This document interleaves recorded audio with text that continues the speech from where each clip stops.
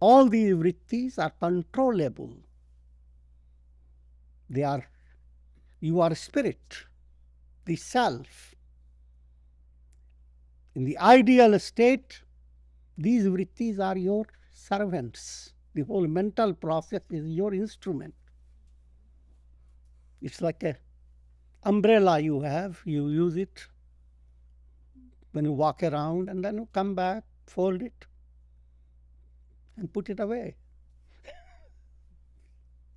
Your entire mind can be viewed by you as something distant, to be used, and you can leave the mind, detach yourself from it.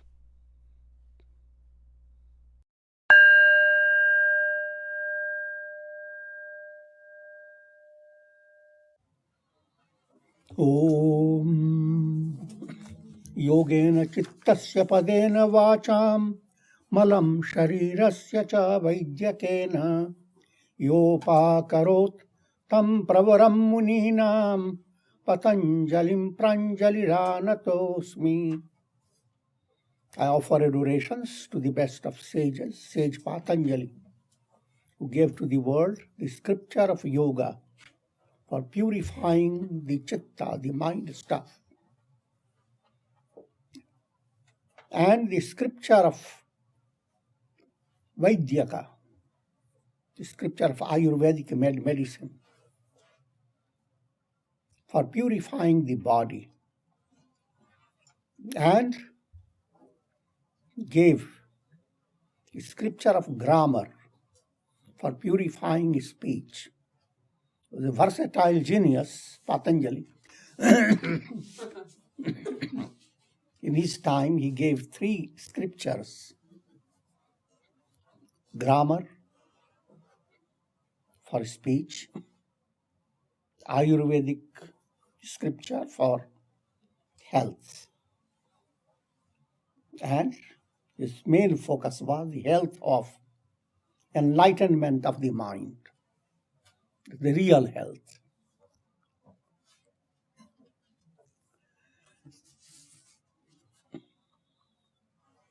Presently, we are discussing the vrittis of the mind.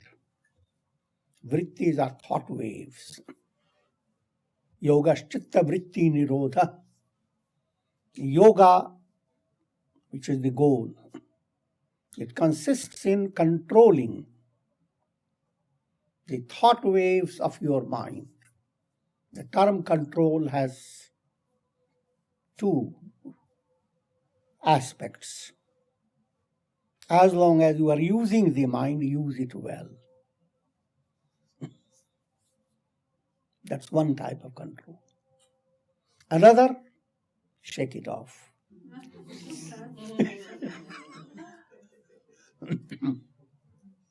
Because mind is only an instrument. Whatever you experience through your mind, you are not there. All your experiences are in and through the mind, the experiences of the world. But in reality, you are beyond. So, to understand now,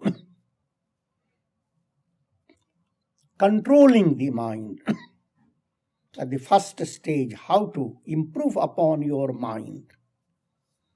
But you need to understand the 5 types of vrittis, thought waves. 5 is a general classification. Pramana, Viparyaya, Vikalpa, Nidra, Smritaya. That's the 6th sutra. Right knowledge. Pramana is right knowledge. To see a rope as a rope, not a snake, then that's a right knowledge. Right, again, the term right is from practical point of view. The term right, again, is not ethical term.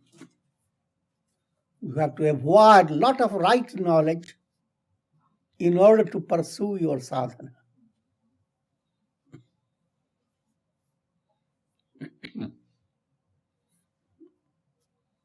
So how can that be possible?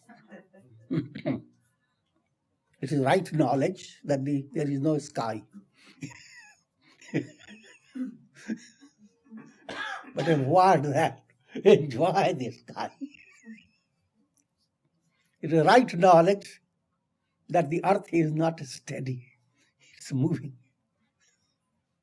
But avoid it from your mind.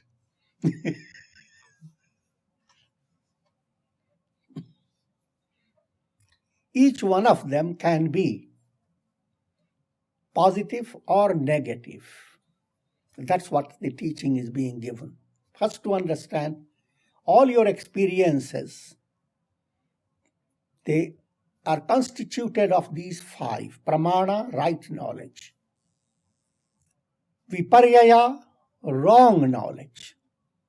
Again, wrong is not on ethical point of view. Lots of wrong knowledge is perfectly wonderful for your spiritual progress. Vikalpa, imagination. The wrong knowledge, when you see a snake instead of a rope, that's the illustration of wrong knowledge. And vikalpa, even when there is no rope and still you see a snake. Sheer imagination. Then nidra. Nidra is sleep. Some degree of sleep is always there with you. You must realize all these are operating always. Things that you are not aware of, you have ignored them. That aspect is nidra. If it becomes too dominating, then your head droops down.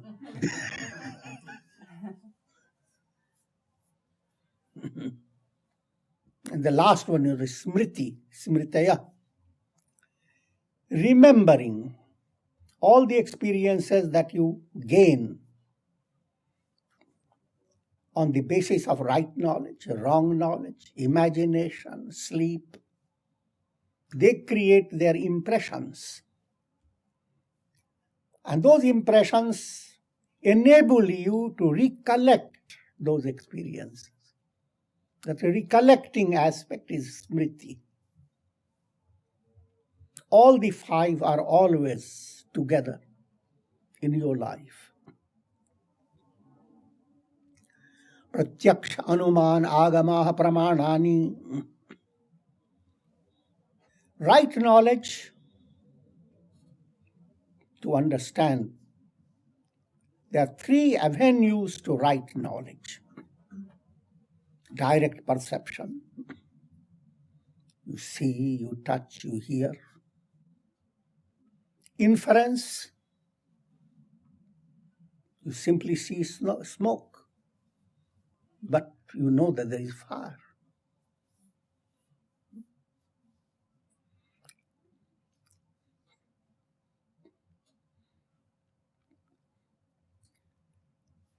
Immense quantity of knowledge is based on inference.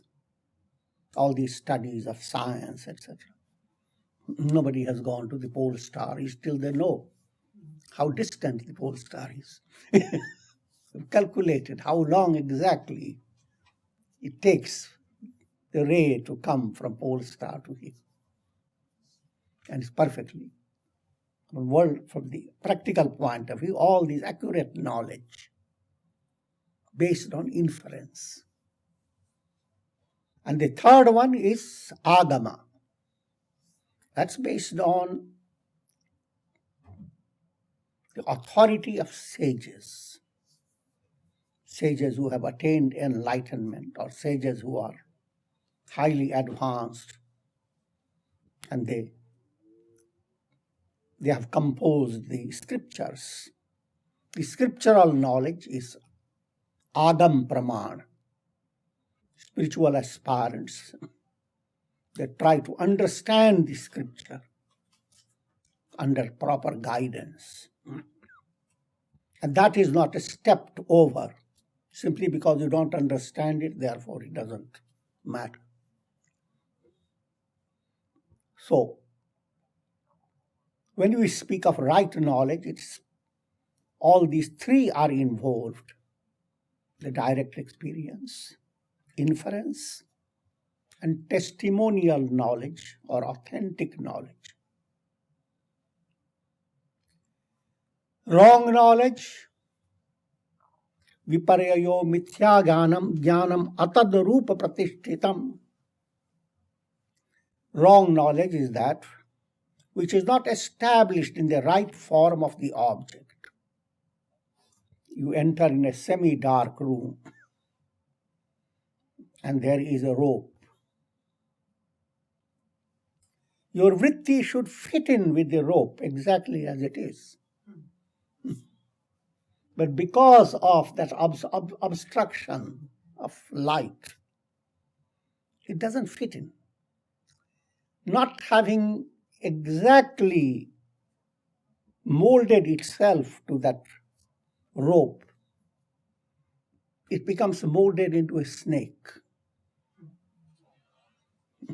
And snake doesn't fit in with the rope, so it goes on curling. It raises its hood. It goes on hissing. Goes on showing the teeth, fangs. Creates a lot of dangerous situation. In practice, we have all types of experience. Wrong experience. But as I have said, each one can be normal, ethical, or unethical. Shabda jnananupati vastu shunyo vikalpa. That which follows mere verbal knowledge, devoid of reality, is imagination. That you must realize how, in modern time especially, the majority of people are fed by imagination. Because you have verbal knowledge. You look at the TV, everybody is chatting. Verbally. Even when they show slides, etc., they are all manipulated and we don't know what it is. That's called vikalpa, this world of vikalpa.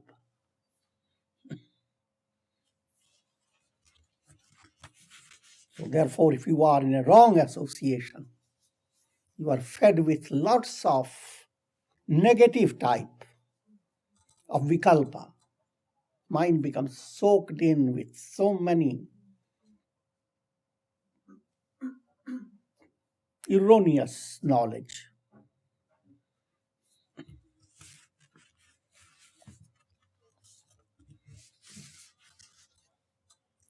Abhava pratyayalambana vrittih nidra. Sleep is that vritti of the mind which sustains the perception of the absence of knowledge. When you wake up from sleep, that's what one says. I slept wonderfully. And adds PS. I didn't know anything.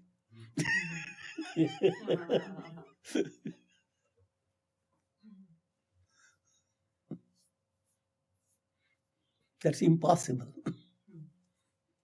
You are watching a cinema show. And there are times the projection is creating the illusion that nothing is there. The whole city is in sleep. But you must realize that is as much the work of projected frame. Frame after frame are being projected on the screen. So even when you are being shown nothing is there, lots of frames are involved to create that illusion for you. So a lot of mental vrittis are involved to create the illusion of sleep. Abhav, perception of nothing is there, is as much a mental act as bhav, perception of things that exist. So we speak of three types of pratiti. Pratiti is perception. Bhava pratiti. Pramana, viparyaya and vikalpa. When your vittis are moving in these three areas, right knowledge, wrong knowledge, imagination, you have a sense of perceiving something that exists. Something is there.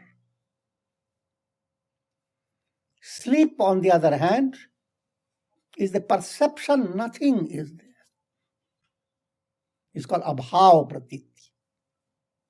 Bhav pratiti, perception, something is there. Abhav pratiti, perception, nothing is there. Both are illusions. As your vrittis come under control and becomes a highly sattvic, purified. If you enter into samadhi, what happens? Atma pratiti. You begin to experience glimpses of the self. It's just like if the projections on the screen undergo a certain change and the screen begins to shine up, come forward. So remember, you have three types of illusion as you watch the screen. The illusion, things are there, happening. The illusion, nothing is happening. All city has gone into dark. And beyond happening and not happening, the screen comes out shouting, I'm here. It doesn't shout.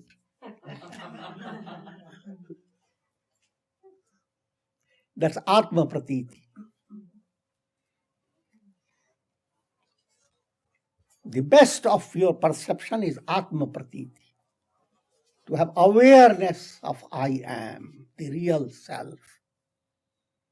The real self, the absolute self, that is like a screen. On that screen, your mind is projecting. In the world of projections, all your experiences exist as the world process. All that you experience from childhood to death, from life to life, through countless embodiments, all these are a cinema show.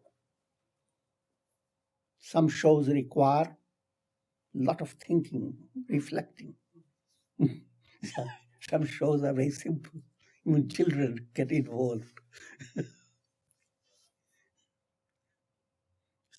So when you think of your life from as long as you can remember, this is a childish show. Easy to remember. But think of yourself before birth, to have an idea you have been through many embodiments. Because it's not possible for anything just to jump out of zero.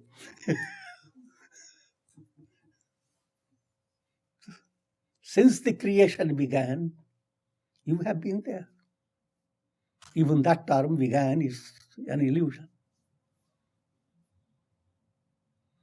But even that, if you were to get subtle insight into your previous embodiments, still all that knowledge will be in the realm of vrittis, thought waves. Only when we begin to realize I am the self, Satchidananda, never born, beyond the world process, then you have developed the Atma Pratiti.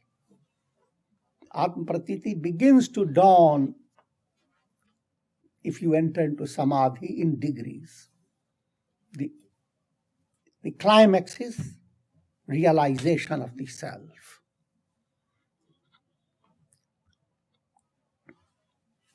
Anubhuta Vishaya Asam Pramosha Smriti.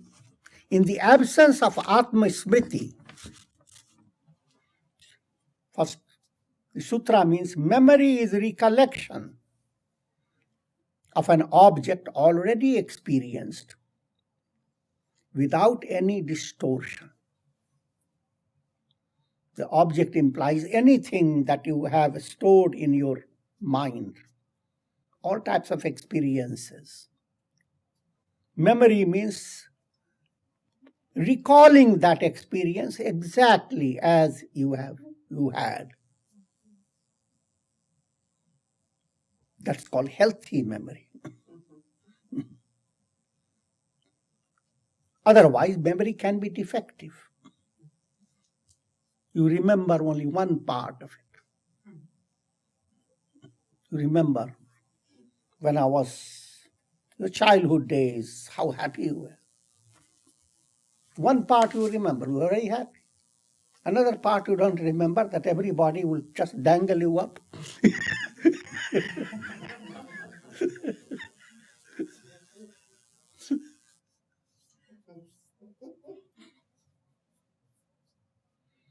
That's defective memory. And further defective memory comes when you dream. Your dream is a form of memory mixed up with a lot of viparyaya and vikalpa. Again, memory can be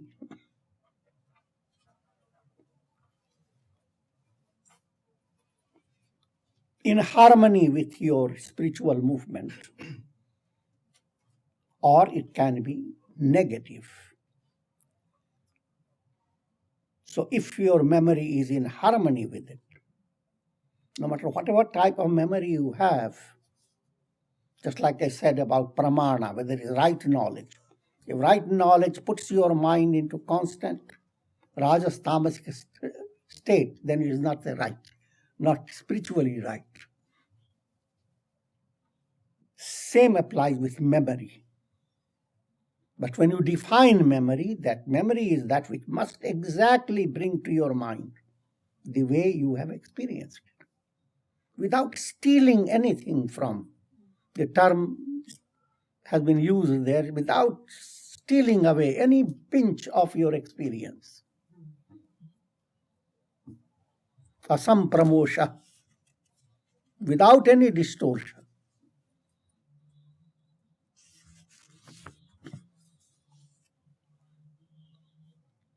All these five need to be handled in a proper way so that you create aklishta samskaras. Two terms are good to understand, klishta, aklishta.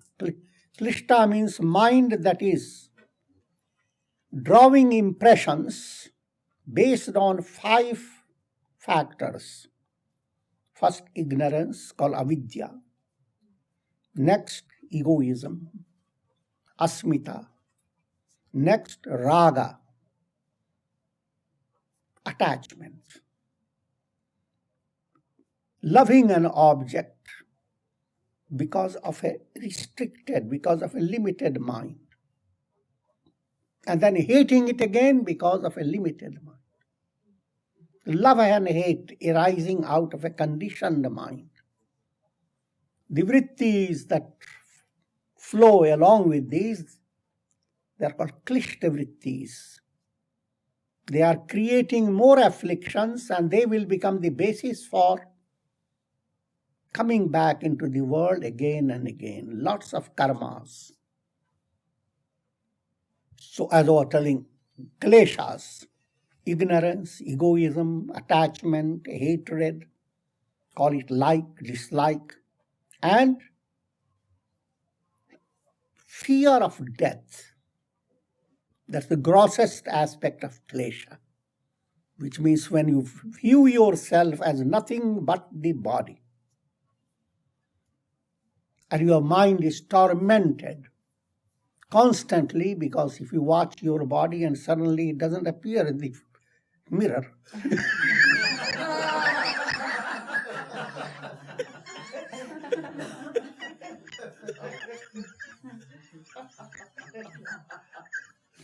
I'm making a joke out.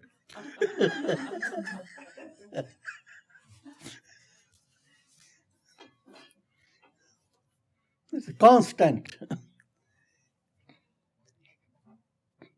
subtle fear of losing life. It's there with all living beings. Watch a deer, watch any bird. A bird may be doing Bhakadhyana.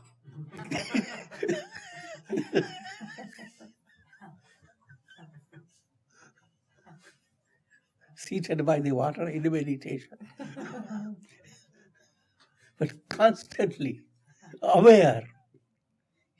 You walk by, and suddenly the bird is aware. A human being is nearby. Run.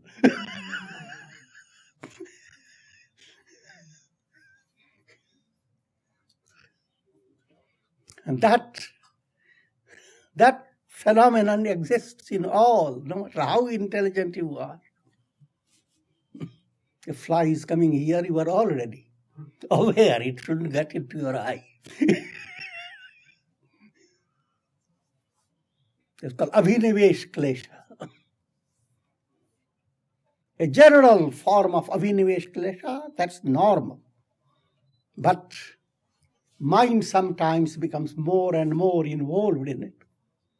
You have slight disbalance in your body, and the mind begins to imagine what will happen. It's like the story of a man going somewhere in a train, and a stranger was nearby, and they started conversing. And the man who was he was a journalist, and he asked this stranger, being a journalist, that's what they always do.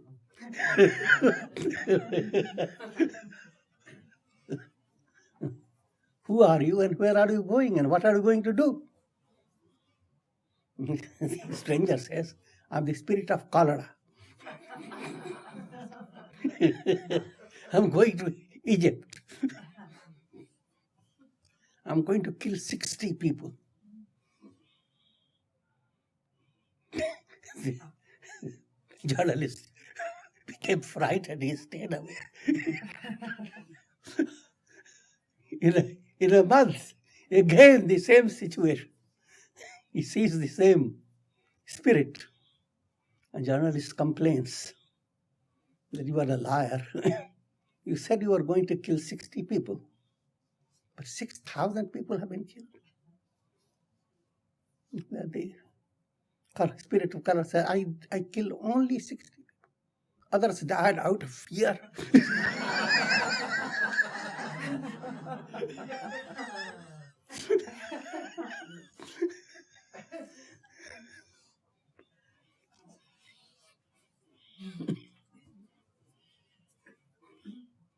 Mind has amazing imagination when it comes to fear.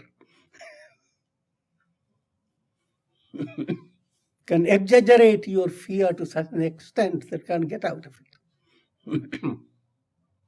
As well as you can promote extremely fearless mind as you turn your mind to God within you. All these vrittis are controllable. You are spirit, the self. In the ideal state, these vrittis are your servants. The whole mental process is your instrument. It's like an umbrella you have. You use it when you walk around, and then you come back, fold it, and put it away. Your entire mind can be viewed by you as something distant, to be used, and you can leave the mind, detach yourself from it. But that's an ideal to be reached through a life process. That's sadhana. Saying is simple, but doing it takes its own course. Tatra sthitau yatnah abhyasa.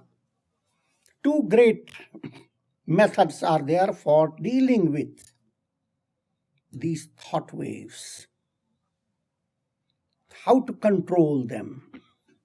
Now again, just to give you an idea. These thought waves, these 5 types of vrittis, they can be sattvic, they can be rajasic, they can be tamasic. Sattvic ones will give you great joy, spiritual expansion. Rajasic ones will give you a lot of stress. And tamasic one will make you a dull wit.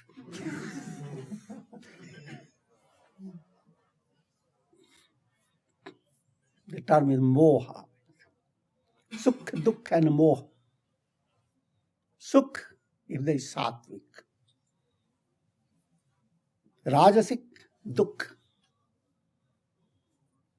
Even though you have a pleasant project, but your vrittis are rajasic, you are constantly straining yourself. You are riding, you are in a train, and train is running, but you are pushing it.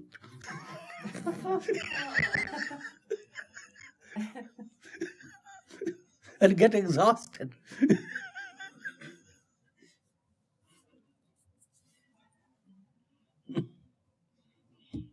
And tamasic, you put the whole luggage on your head.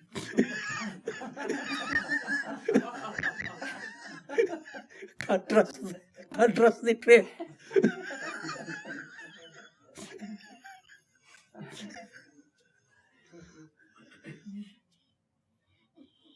Tatra sthitau yatnah abhyasa.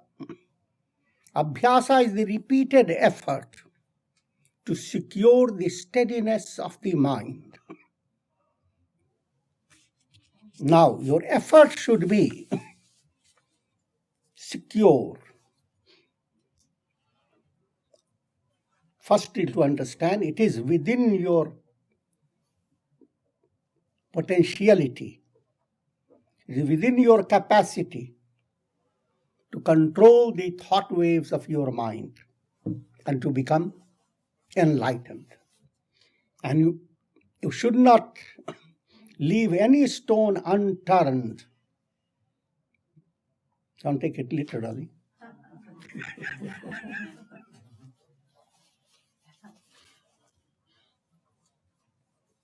Satu dirghakal nairantarya satkar asevito dridha bhumi. When abhyasa is practiced well for a long time, without break, with faith and devotion, it becomes firmly established. Your mind gains the footing in samadhi state. You begin to have atma pratiti, the awareness I am the self, if you practice abhyasa. Abhyasa is a repeated effort, but there are certain points with abhyasa. Firstly, long time. Once you know what is enriching to your life, breathing enriches your life. So you learn the art of right breathing.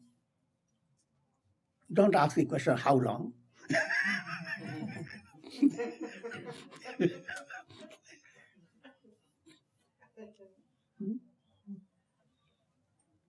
You get oxygen in your brain by positive thinking. Don't ask how long should you be practicing positive thinking. Sadhana should be learned with that spirit. Certain things are good for you, and just you go on enriching your life as long as you live.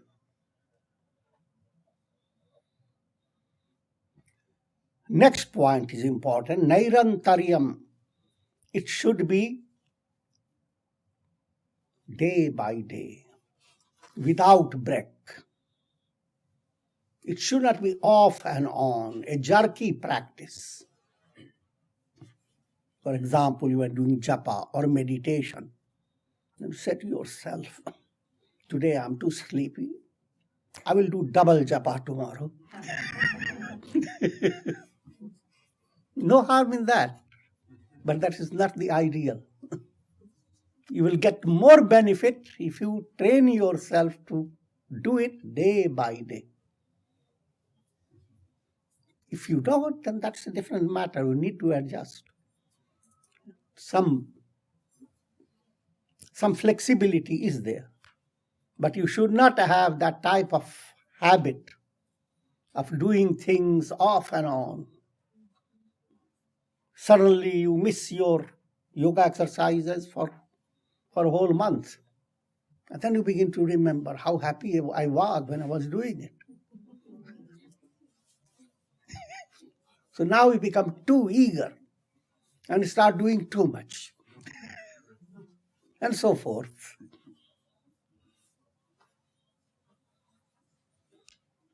Therefore, it's without break, day by day. Just like medicines are taken.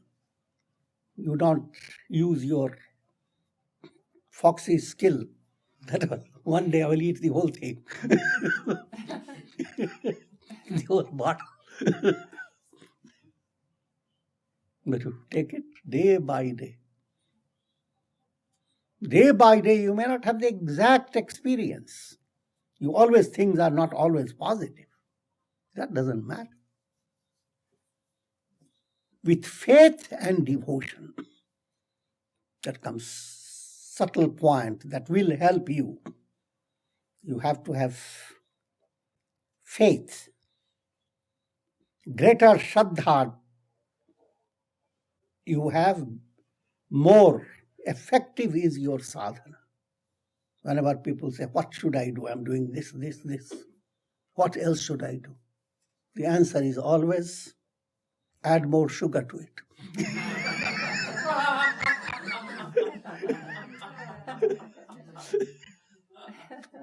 The doctor shouldn't be upset.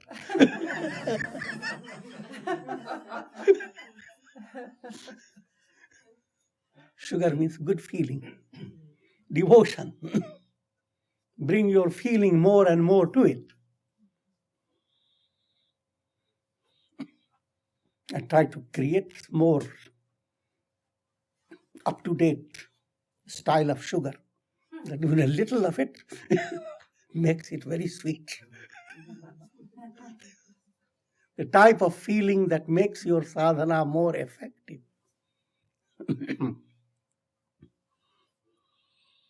Now comes the description of Vairagya.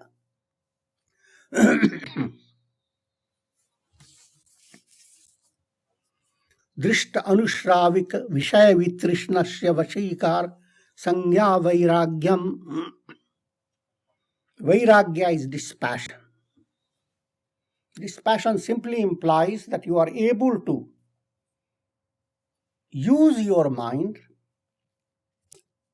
as a master. You don't allow yourself to be driven by your uncontrolled mind. Never to feel you are just a slave. What can you do? You wanted to be happy early in the morning, but your mind wouldn't let it. The monkey is sitting on the head.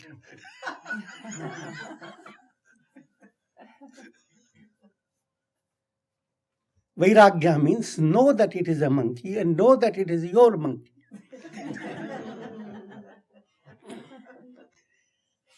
And you can train it. You can let it do amazing things for you. So Vairagya is that project. It is not generally understood as simply move away things you like and just turn your back and mentally go on thinking what I have left or what have I missed.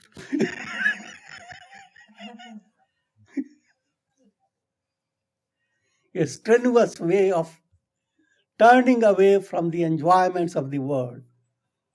That also has its own reality. In the beginning, people follow various disciplines. But the goal of, the ideal of Vairagya is not a strain. You looked at a bone and it is not food. Dog looks at it and it chews it. Chews and chews that until the blood starts coming. And then looks at other dogs and says, look how wonderful it tastes. This is the ghastly illustration.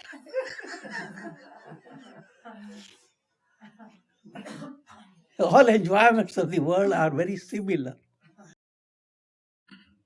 Enjoyments that are just led by your little lower self. Vairagya is to have that progressive understanding so that you are the master of your senses, master of your mind. And to understand, your Vairagya has to develop towards all objects, drisht, things that you have seen, that come within that have already come to your knowledge, and that you can experience them directly by your mind and senses. Develop Vairagya towards them. They are all to be your slave. You shouldn't be their slave. Next, Anushravik. Anushravik based on scriptural information, implying that there is heaven, there is hell. It's easy to develop Vairagya towards hell. Why to develop Vairagya towards heaven? Here by heaven refers to subtle pleasures of the astral world. Similarly, there is yogis develop great delusion about siddhis, powers. Vairagya relates to all that, not to have all things that would take you away from your spiritual goal. And it is attained progressively. First step of Vairagya is called Yatamanam, striving state. As Gita says, Janma Mrityu Jara Vyadhi Dukkha Doshanu Darshanam. You mentally go on understanding the pain implied in being a dulvit.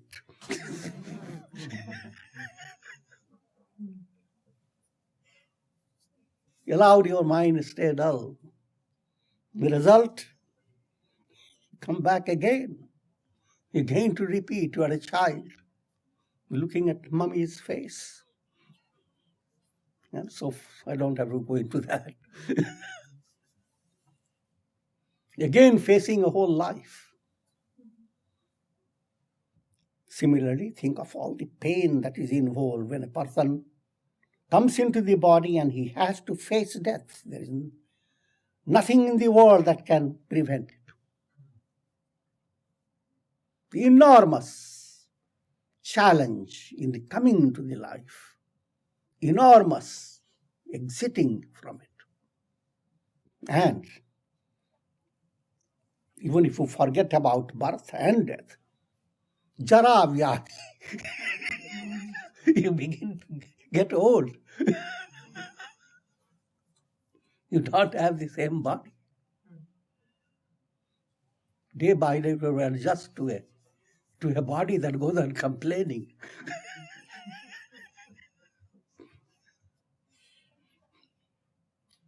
And that is not enough.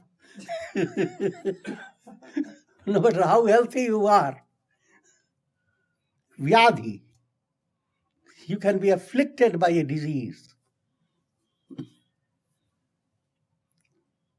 And that problem comes from three sources: adhyatmika, adhibhautika, adhidaivika. You put yourself in trouble because of disbalance within your own body and mind. You are very healthy, you follow absolute laws, and you are a teacher of health and all that. But suddenly an accident takes place. You broke your leg. And you are free of accident, you are very healthy. But suddenly a twister comes by. Takes you along with the house where you are in.